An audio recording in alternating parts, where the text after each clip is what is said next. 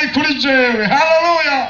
Nico cyatumye ndabanduza amavuta. Bakozi b'Imana harahura babyumva ko washinga intahe ko mpemu yari kuri wewe. Nico cyatumye kurobanduza amavuta mubwira abantu ubutumwa bwiza wumva utaboshe. Haleluya. Oh haleluya. Umwami Yesu aheza gishengero ariko akure iby'intege nke mu bantu b'Imana. Reka umuriro w'Imana ugenda aha uyu mugoroba. Haleluya, haleluya. Ola shabana shabana. Ola tabarasha. Itekeremera. Ola balasha. Ola. Mekatarasha. Ola shaklo. Haleluya.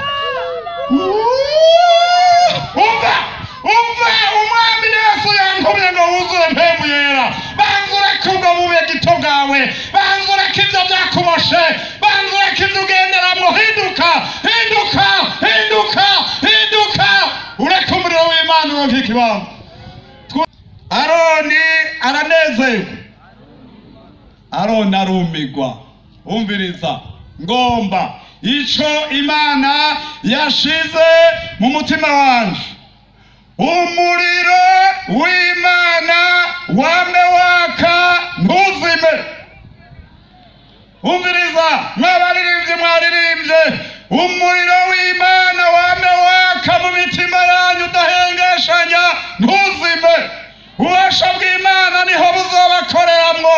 Ububasha bw'Imana niho buzobabonekako. Umva shengero ry'Imana gasanga muri abapentekoste turagomba ng'umuriro wa muriro wa kera waranga abapentekoste wongere wake ku gicaniro. Turagomba muri iki kiyaya kuri uyu muhingamo ega izuba riramaze kuba nk'irigiye gatoyi. Turagomba kuri uyu mugoroba mu masaha yo gusenga yani kera umuriro wongere wake ku gicaniro. Bakozi b'Imana ndafise ubwoba muri iyi minsi y'iherezo. Mana yari yabariye abahereza kuko aribo bama bakira ibimazi bakama bashikana ibimazi bashirako imibavu ariko bahabwa itegeko ko uwo muriro wo ku gicaniro utazobazimana. Bazohora bongerako imibavu ariko umuriro uri kuraka ukaguma waka ku gicaniro. Umunsi umwe rero sinzi uko byagenze umuriro warabazimanye. Mbega murashobora kuvyumva isaha ndwi zirenga? Gira gutya turaba gasanga mu vyeme. Mwamaze kubiheza baririmbye babiririmbye byose babihejeje. Ubico dusigaye gukora gusa no kwegeranya ivyo mwaririmbye hanyuma duce twiyeza hanyuma duce tuja guhumbira ibiti byo kubaka ingoro y'Imana. Nanje ndanezerewe cyane gose kuko twarondeye aha hantu aha batari bwaza agahema basengeramo ikibanda ndi hariya haruguru. Mugabo igihe twahagura ngaha hariho abavyeyi twari kumwe bakiri bato baratambye bumvise ko tuharose. Kumbe rero bagumye basenga. Biragaragaje ko bagumye basenga kuko bambariye iriya korale y'ugwaruka yaririmbye benshi muri bo nababatirijwe ngaha ubw'intangamara. Urumva rero ibyo twakoze hano biratanguye kwama imbuto. Tugomba rero dusome ijambo ry'Imana. Ijambo ry'Imana abantu boba batatuzi. Twebwe dukoraniye hano turi shengero rya Pentekoste niko batwita. Ahandi mu bundi burere bavuga ngo nabakizwa, abandi bakavuga ngo nabarokore, abandi bakavuga ngo nabaki. Ariko twebwe dukoraniye hano turi ishengero rya Pentekote niko twitwa, karangamuntu yacu niko ivuga. Ariko rero hari ico tugomba kwibukanya nk'abapentekote.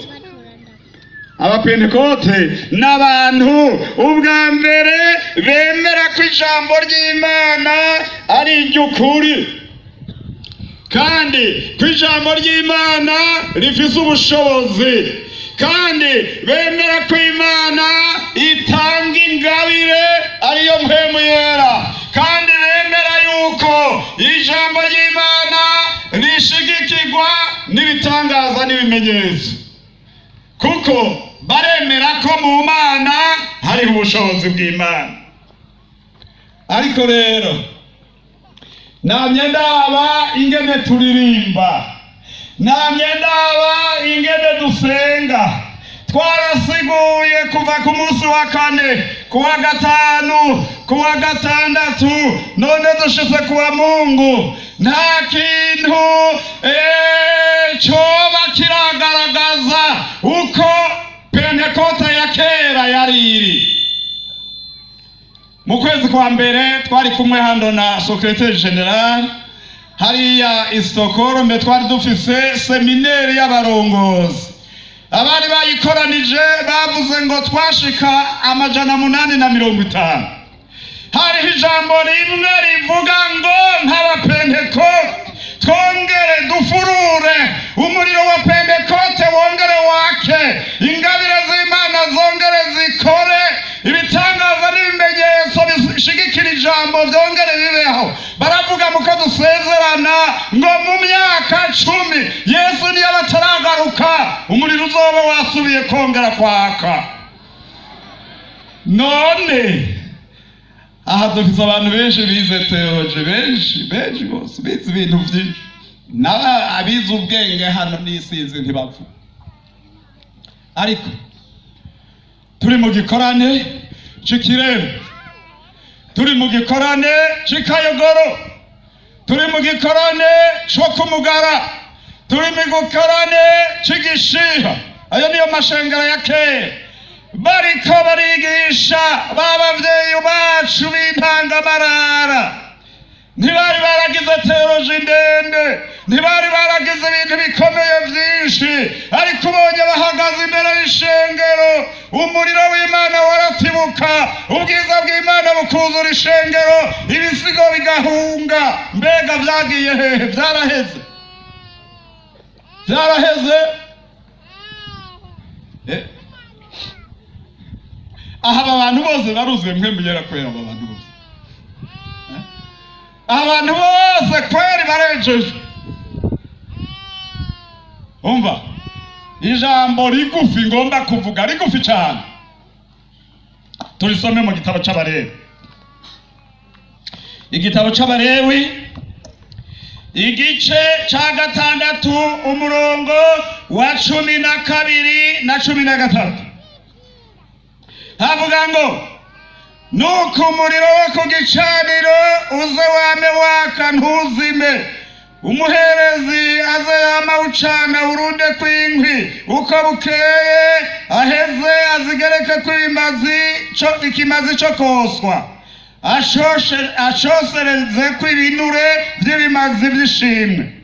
Kuri 13 umuriro uze wame waka ku gicaniro udahengeshanya ntuzime.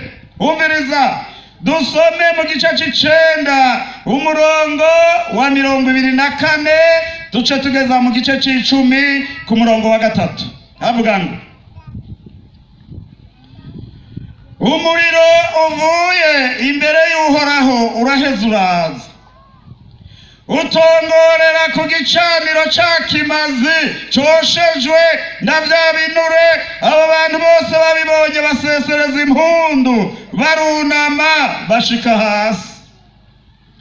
Mu gice ca 10 umurongo wa 1 Nadabu na Abihu bene Aroni babiri ivyotero vyabo babishiramwo umuriro, bashirako imibavu, bayosereza Uhoraho ku muriro urahura ahandi uwatabageze.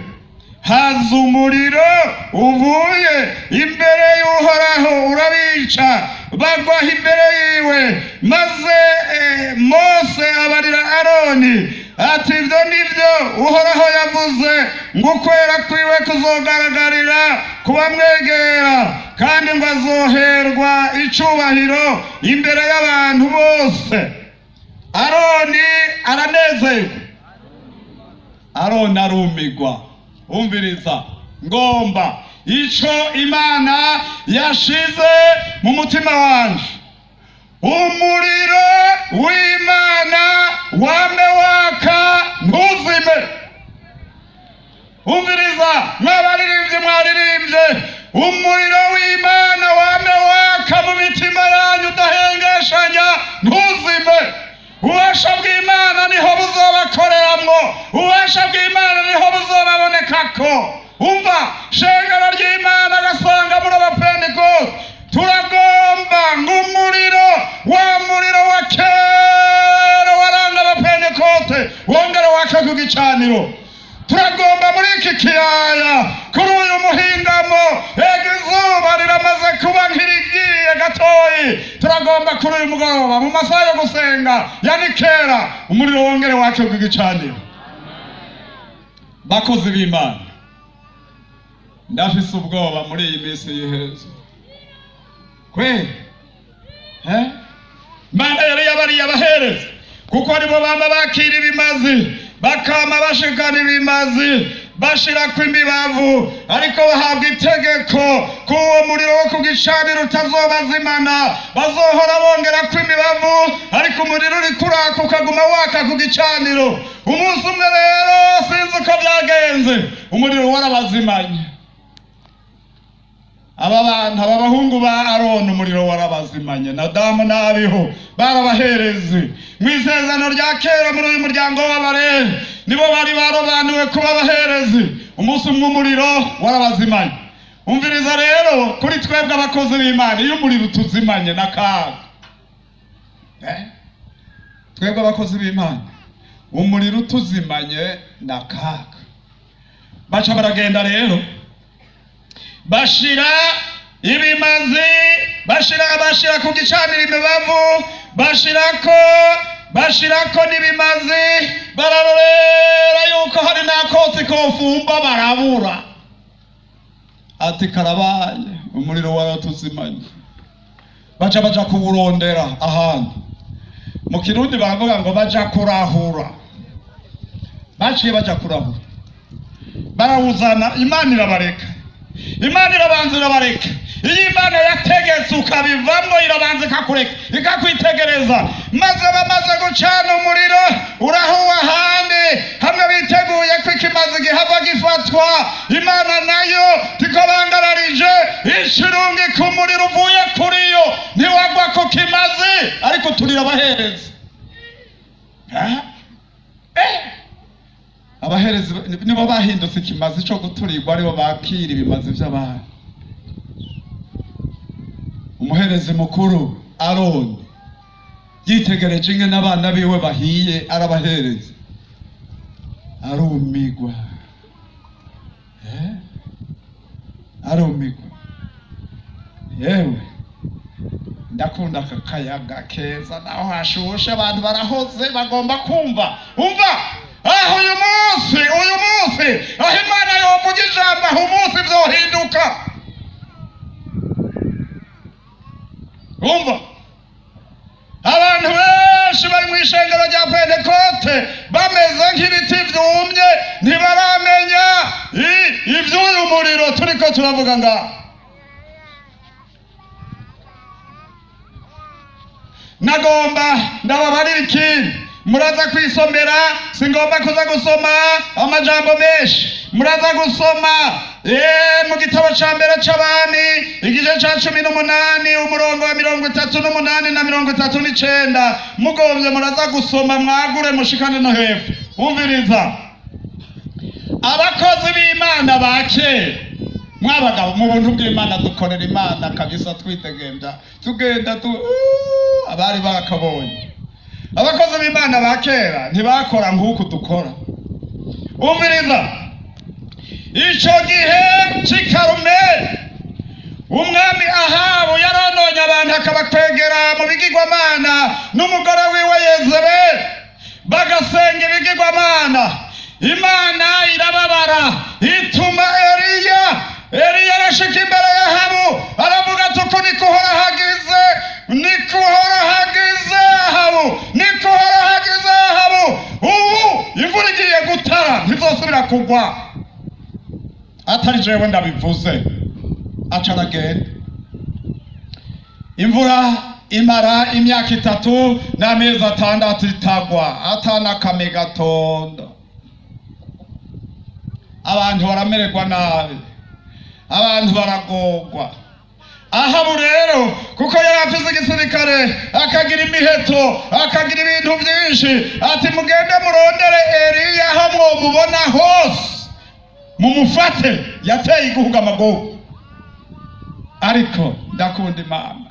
Umva, icyo gihe kirahera, igihe c'Imana kigeze. Imana isubira kubarira Eliya ngo genda uhure na Ahabu. Imana ivuze nta kidashoboka. Hanyuma rero ariserura habona, Eliya ariserura habona ngo abantu bomubona baze bamubone, ariserura habona. Hanyuma rero hariho umuntu w'umwami Obadiya yariko aragenda ngo aroye kuraba aho twese turemvye tw'inyumbu z'umwami nizo zari zisigaye zari mu gupfa nazo, aza yubuka kuri Eliya. Uracariho ndi naho bakurondereye ntaho batagiye. Tumviriza rero ndakubarire, genda ubarire umwami Ahabu taragomba ko mubonana. Wa muntu aravuga ateka hamwe nogenda kumubarira ugacuyonga ntibaca banyica. Haba muhemu yarayoca kugurura. Oya se umva, bararahira neza abakozi b'Imana bakera. Ndakurahiye uguhoraho kuhoraho ntagenda ntiyeretse Ahabu, genda umubarire. Hanyuma rero aragenda aramubarira ati nabonye Eliya wamugesera wamubonye. Basi Eliya ndamubona ariko aradogagira, umuntu ari mu muriro w'Imana ariko aradogagira aje kwa Ahabu. Igihugu kimaze imyaka 3 n'amezi 6 atanimvura igwa, abantu barapfuye, ibitungwa byarapfuye, inzara yaramaze abantu. Barabonanye rero barahanganye rero. Eliya akibonye Ahabu yumva birahindutse. Ahabu nawe abonye Eliya yumva birahindutse. Ahabu atangura gutukana, wa mugesera we wateye igihugu amagorwa, wa mugesera we wazanye ibi. Eliya aramwitegereza, tumuyobe ni wewe n'umugore wawe Yezebeli. Mwakwegeye abantu mu bigirwamana, mwakwegeye abantu mu byaha, mwakwegeye abantu mu bubi bakava kuhoraho. Umva, nimwe babi. Arahagarara neza, none abasoda ko batamufasha. Ndaza kubarira impamvu batamufasha. Yari mu muriro w'Imana. Haleluya, haleluya, haleluya. Yari mu muriro w'Imana. Tumviriza, naho ntukareka ndakubarire ndakugira inama, byarakunaniye. Ntega amatwi wumve. Genda uzane bakamenyi bawe bose uko bangana, uzane n'inka 2 maze zimeze neza tuzitange kw'ikimazi, kandi ukoranye abantu bose kuri uyu musozi Karumeli, niho tuzovuganira imbere y'abantu bose. Imana izo kwishurisha umuriro nizo ari Imana nyamana. Hanyuma rero arabatega. Erega mu gukizwa ntibisaba ko murinda kuba 1000. Abandi nibagombe baba abanyabyaha, we ukizwa uri umwe ntacu. Kuko agakiza n'akagipeke, agakiza n'akiwawe gusa ntikari mu bwinshi. Agakiza sakaso saka umugore wawe, saka umugabo wawe, agakiza n'akiwawe gusa. Amen. Umviriza rero, tumviriza. Bazani masazi 2 kandi ko ari benshi, mwebwe ko muri benshi, mutori yo mugomba mutangure, mutange ikimazi. Mwebwe muri benshi mutangure, mugabo kondisiyo nimwe gusa, nta muntu n'umwe ashira ku muriro ku kimazi. Umuriro arasenga Imana, Imana izana umuriro, iyo Mana niyo duca twemera. Baca baja kurera, baca baja kubarasenga. Ewe bayari nutwumve, ewe bayari nutwumve, ewe bayari. Baravuga hageze mu masaha ndwi saa saba hagomba gushika ibihe abantu b'Imana bahora basenga byo mu masaha 9. Baca rero baravovota, umukozi w'Imana abanegura aravuga ati rega Imana yanyu yoba yamaze urubanza, yoba yagiye nimushimike gose, yoba yagiye ku rubanza. Barashimika ngo baravovota, barikebagura, baragira gute, bayariranka kumva. Umva hageze abantu b'Imana kera basenga mu masaha 9 niho basenga. Muzobona babasiguza impuzamakungu mu masaha yo mu gitondo ntibigera bavuga ubutumwa. Harya hari impamvu. Bariya basiguza impuzamakungu mu gitondo baragira amaseminari y'abakozi y'abarongozi, ariko amasaha yo gusigura ubutumwa bwiza ni nyuma y'umutaga. Abantu b'Imana basenga mu masaha 9. Ayo masaha yegereje arabahimiriza ati nyarutsa Imana yanyu bumve, ntiyabumva. Umviriza rero hageze amasaha yo gusenga ku bantu b'Imana, aravuga ati hagarika ahabo, hagarika. Barahagarika. Hallelujah. Hagarika. Umviriza, abantu b'Imana ntibapfa kugenda, tugenda ku masezerano. Aribuka ijambo rivuga ngo Imana ya Aburahamu, Imana ya Isaka, Imana ya Isirayeli, ariwe Yakobo. Isirayeli niwe yahawe amasezerano. Yabyaye abahungu 12, acarondera amabuye 12, arayanyuranya yubaka igicaniro, arasanaza igicaniro bari barasambuye. Maze rero hejeje gushirako akabona ko igicaniro gitunganye, acarondera inkwi azishirako, acabaga ya masa ashirako. Kandi rero Eliya yarakomeye, umuntu abaga inka rumwe. Ewe ashirako inyama ikimazi. Ndakunda umuntu w'Imana ari mu muriro. Umva acaravuga ati hariho abantu bashikuza bari abantu bo mu isi, iyo bariko barayaga bakavuga ngo akabirya ni ikivoma amazi.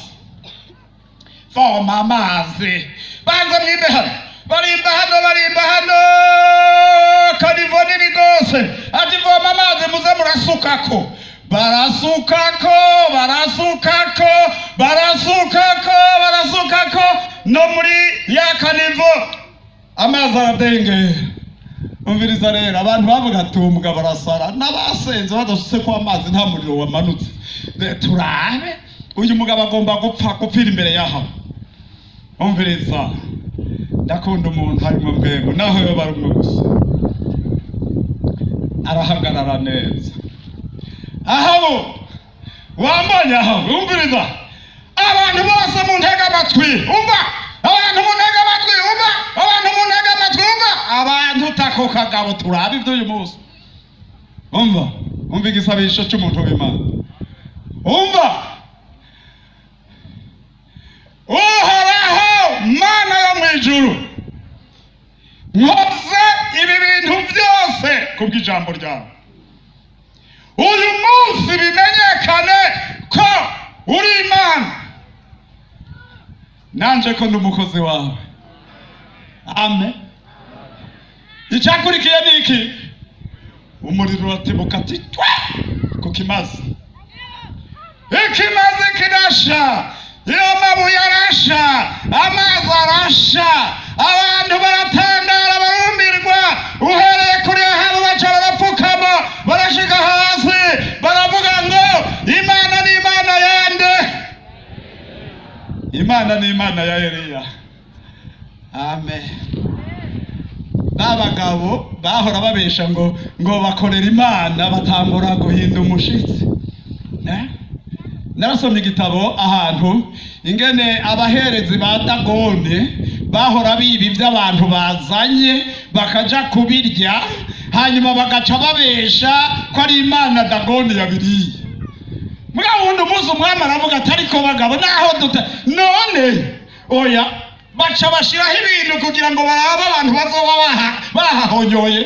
Hanyuma rero bararaba babishizeho baca bararaba urabona hariya mu Bwisirayeli abantu mu kwinjira mu rusengero ntibinjirana ibirato baba babikuye. Hanyuma rero bagenda bakandagira bagiye kwiba ivyo bintu bazanye by'ikimazi ngo baze kubesha ko Imana yabiriye. Hama umwami aracuma abantu tarika aha hari abantu bahahonyoye aha bahahonyoye arabaraba ati geramwe ibirenge turaba abantu bivye inka hariya batarakizwa nibo bazi iryo banga bakagenda kurwara rw'inka bakaraba ingene yahonyoye iraba hariya canke iraba ino.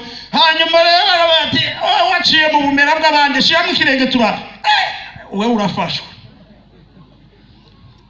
niwe uhora urya ibintu ukabesha ngo ni Imana yabiriye. Dagoni ntirya nimwe mwabiriye.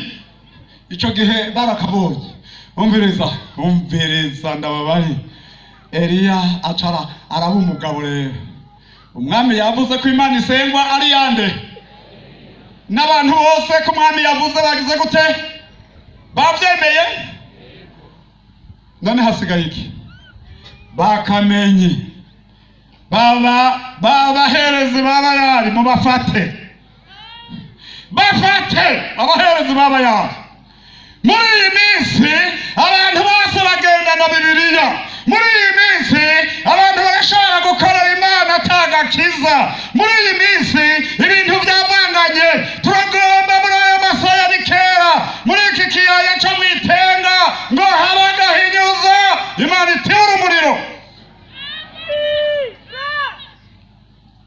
Umva Imana itibura umuriro mu bagabo, Imana itibura umuriro mu bagore, Imana itibura umuriro mu bahungu, Imana itibura umuriro mu bakobwa, Imana itibura umuriro mu batama no mu batamakazi. Imana yongera isuzume itiburira umuriro mu bakozi.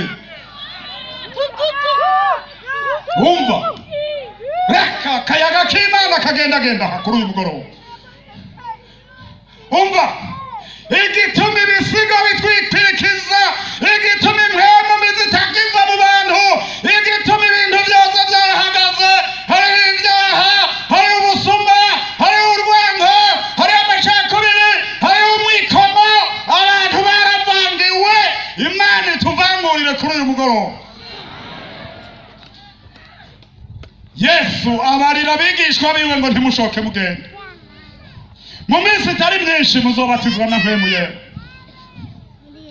Ndabona ku munsi wa Pentekote bariko barasenga bakirorereye isezerano Yesu yari yababariye bazababona umuriro uratibutse uvuye mu ijuru. Umva urigabura mu duce uja ku muntu wese ubayongeramwo batangura kuvuga indimisha. Haleluya. Wewe warose iki ngaho ko wicaye ngaho gusa? Umupentekote atagira mpemu yera yumye.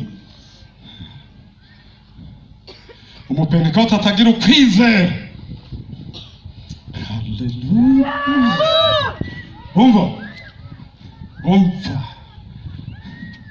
umupentekote umunwa we utarigera ukizwa na gatoya. Uyu mugabo umwami agucishe kwikara. Ntitwaje gutembera ngaha. Oya ntitwaje gutembera ngaha. Reka akayaga k'Imana kagendagenda aha. Reka ubushobozi bw'Imana bugendagenda aha. Reka umuriro w'Imana utibuke muri iki kiyaya uvangura iby'ingirakimazi mu by'imburakimazi. Reka abantu b'Imana bongere bezwe. Reka amavuta y'Imana yongere amanuke ku bantu bayo.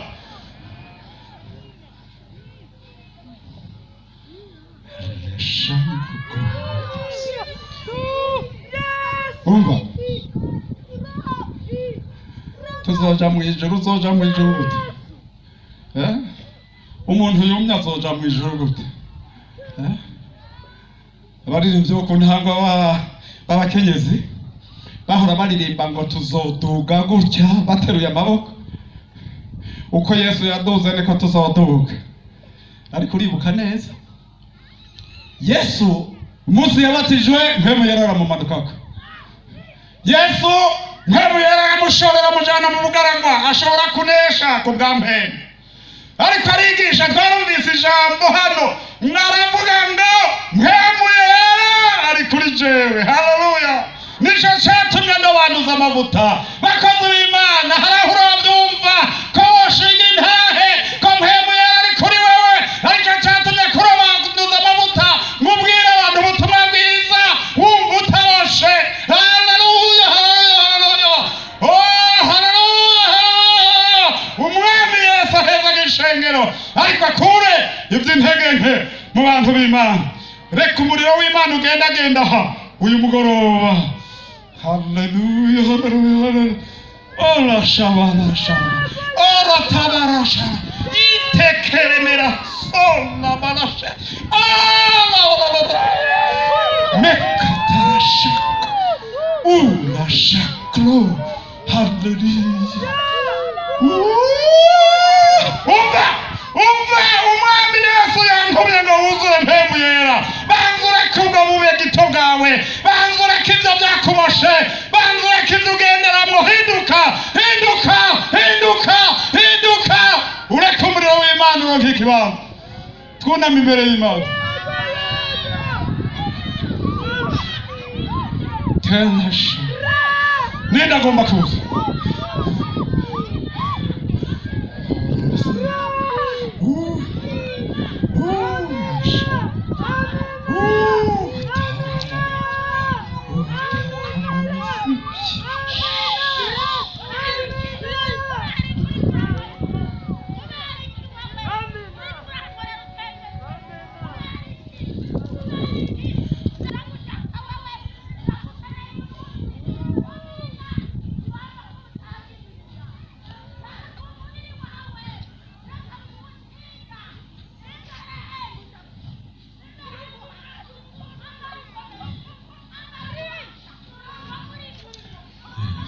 Kristo, Yesu Kristo. Amen. Amen.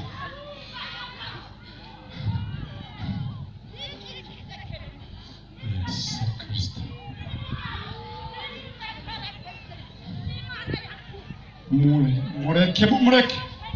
Mureke. Tekera shangu. Hallelujah. Hallelujah. Ninde agomba kuza? Murumva ijwi? Ninde agomba kuza? Wino, ninde agomba kuza? Umuriro ntushobora kumanuka na bya byaha byawe. Ndabona umunsi umwe Yehu yariko aragenda ahura n'umuhungu wawe aramubaza ngo mbega Yehu n'amakugenzwa n'abaki? Ati ngenzwa n'abaki n'ibyaha byanyu ko bikiri ngaho. Umva hari icyabuzije umugisha, hari icyabuzije umugisha. Umva reka kumirwa. Umva agasanga naho woba uri kuraririmba, naho woba urinde uri ikibazo cy'umuriro, agasanga udafise umuriro w'Imana, ngwino duce bugufi imbere y'Imana. Ni ikibazo cy'umuriro, kudakonje kandi ntubire uharahagira kudahwe. Ni ikibazo cy'umuriro. Umva ni ikibazo cy'umuriro. Duhava dusenga kubw'umuriro ariko tubanza twihana ibyaha. Haleluya, haleluya, haleluya, haleluya. Umva ngwino.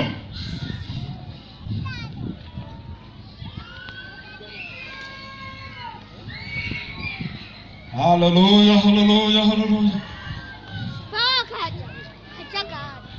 Bakozi b'Imana, ntihagire umukozi w'Imana muri abo bantu b'abakozi b'Imana bavuga bati mugerageze gupfuma mufasha n'abakeyi mushora. Ni apana kumigwa ngo mugumire. Mwebwe nimuze murengane no mugumire. Hallelujah, hallelujah. Yesu Kristo. Umva tugira dusenga ariko ndagomba ko abemeye guca bugufi bose baza. Umva tugomba tubanze twihane ibyaha twiyeze ibyatugoye byose tubisige muri iki kiyaya. Ezekiyeli abona amagufa yumye mu kiyaya. Haleluya! Yumva ijwi rivuga ngo mbega barya basubira kuba abantu. Imana ituma umuyaga amagufa araronderana. Imana ituma umuyaga imitsi irinjiramo. Imana ituma ibintu umubiri ushaka rujako. Hanyuma Imana ituma haleluya impwemu yayo ibahumekera ko abantu baragenda. Turagomba muri iki kiyaya cyatenga rukare ko abantu bose baba bazima. Haleluya.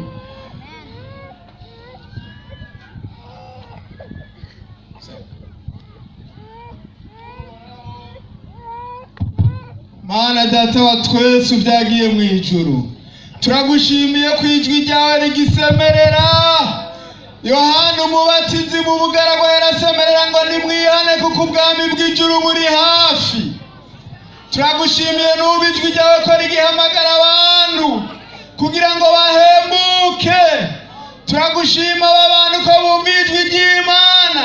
Turagushimiye ko bahagaze ku munzane basanga ntibashitse. Bumvise abanyotewe umuriro, bumvise abanyotewe kuba abapentekoti b'ukuri, buzuye mpwemu yera. Hari iby'isi na Satani n'umubiri babateje, babateza ingeso mbi zo mu isi, babateza intege nke, babateza ibintu binyuranye n'ubugombe bwawe. None ko baciye bugufi, ko bemeye mwami kuza kuri wowe, bagafukama munsi y'umusaraba, nubagirira imbabazi ubakure mu bumara bwose Satani yabatsindagiyemo. Abahora basambana uhereye ino munsi babihebe, abahora bibuhereye ino munsi babihebe, abahora ari abanyesaku, abahora ari abanyenzigo, abahora ari abanyamacakubiri, abahora ari abakunda kwirema ibice, abari barataye inzira y'Imana bayigarukemwo. Gira imbabazi mwami, ugendagenda muri iyi mitima, uraba umuntu wese yari yarazimiriye, uraba umuntu wese icyari cyamugoye, uraba umuntu wese intege nke yari yarakorokeyemwo, umubohore, umushayure, umugarukane mu nzira ija mu ijuru, umugarukane muri inzira y'agakiza. Uhereye ino munsi inzira z'inzingu gutambamira ibumoso babihebe, batumbere Yesu wenyene. Ubaharire mwami, hazi ijwi ribahumuriza mu mitima yabo ngo humura mwana wanje ndaguhariye. Guhereye ino munsi ntuzosubire gukora icyaha nk'ico. Abantu bahavana umunezero, bahavana amahoro kuko babohotse. Urakoze mwami, cagagura ibigozi byose byari bibaboshe, cagagura ibi bintu byose mwami wanje biyambura ibyaha bikunda kubizingira ko n'ingoga. Baba bana bukuri, baba bagendana nawe mwami, wafata ukuboko, wahirigwanishwa bishasha byo guhangana na wa mwasi, kandi bagwane banesha kugira ngo muri wa munsi ntibazomaramare, bazokumva amazina yabo asomwa mu gitabo cy'ubugingo. Urakoze kubahariye, urakoze kubejeje, urakoze ko batazosubira kugendera mu nzira zinyuranye n'ubugombe bwawe. Reka ijambo ryawe ribabere itara, ribabere umuco, bagendere mu muco, kandi bemere kurongorwa na mpwemu w'Imana. Isezerano ry'uko umuriro wotibuka ugaturira ibitari ibyawe byose ribabe kuno munsi, ribabe kuno munsi. Urakoze kuvyumvise kandi ubikoze, tubisavye mu izina rya Yesu Kristo umwami n'umukiza wacu. Amen. Mwami wacu Yesu Kristo, turagushimiye, turagushimiye, turagushimiye. Uyu munsi ni umunsi mwiza, uyu ni umunsi wongeye kutwibutsa yuko udatebeje namba isezerano ryawe, ariko wari wihanganiye aya mavi afukamye kugira ngo aronke umwanya wo gusubira gusanasana igicaniro. Ndagushimiye mwami kuri kurasana gusasana ino mitima yari yarasambuwe n'ibitero bya wa mubi, yari yarasambuwe na shetani. Uyu mwanya uri kuragendagenda, uri kurasubizaho igicaniro.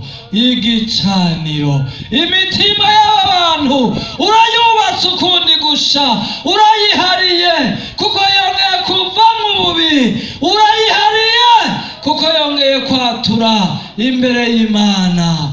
Genda ubugira kandi wemeze umuntu wese afukamye kumugirira imbabazi, ko bari cyaremagisha kandi abantu bari muri Kristo Yesu baba bahindutse ibyaremwe bisha, ibya kera byose biba bishize. Ndagushimiye ko umwambiro wa kera uhavuye, ndagushimiye ko hari abantu bose bapfukamye, ndagushimiye Yesu ko wubatse imitima yabo. Natwe tubasengeye twifatikanije n'ijuru ku munezero rifise, ku muriro wa Pentekote wongeye kutibuka, abantu bagahinduka, abantu bagashinga intahe, abantu bakagenda, ibisigo bikaba bisa mu nzira.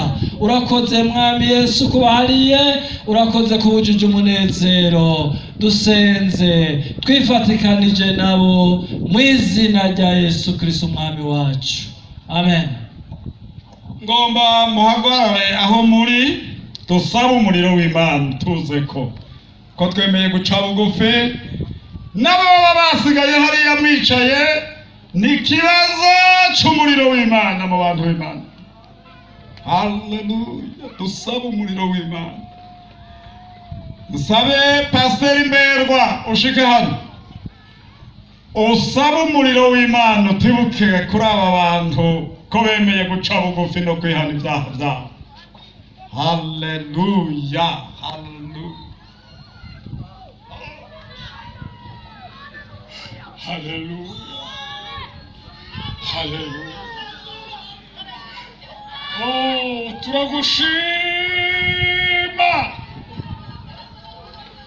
tugushimiye ijambo ryawe ry'Imana ritangiwe aha mu itenga. Ijambo ryawe riravumura, ijambo ryawe rirakiza. Eliya yabwiye Imana ngo Mana, ibi byose mpaye nkora ngo ndabikora kubw'ijambo ryawe. Umuriro w'Imana wururuke, ubwiza bw'Imana bwururuke, umunezero w'Imana wururuke.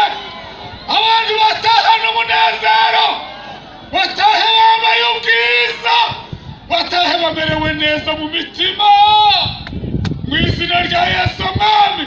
Ubwiza bwose bubundikiye aha, abera b'Imana batahe baguwe neza, banezerewe ku mirimo y'Imana wakoze. Oh, haleluya, sifa kwa Mungu. Ngaho ugenderere ikorane cyawe cyose, ucambike ubwiza, ugenderere ubwoko bwawe, ugenderere abera b'Imana, ubashire ku rugero rwiza. Umuriro w'Imana ucane mu mitima, umuriro w'Imana ucane mu mutima wa buri muntu.